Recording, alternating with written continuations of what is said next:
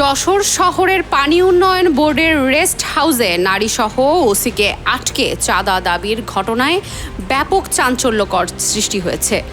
ঘটনার CCTV footage সামাজিক যোগাযোগ মাধ্যমে ছড়িয়ে পড়লে বিষয়টি আরও আলোচিত হয়ে ওঠে।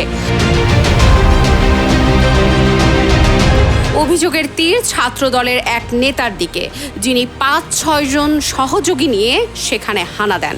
ঘটনাটি ঘটে গত ৩০ জুন সন্ধ্যায়। সিসিটিভি ও সংশ্লিষ্ট সূত্রে জানা যায়, ঝিনাইদহের মহেশপুর থানার ভারপ্রাপ্ত কর্মকর্তা সাইফুল ইসলাম এক নারীকে সঙ্গে নিয়ে যশোর পাউবোর পুরনো রেস্ট হাউসের কপোতাক্ষ কক্ষে অবস্থান করছিলেন।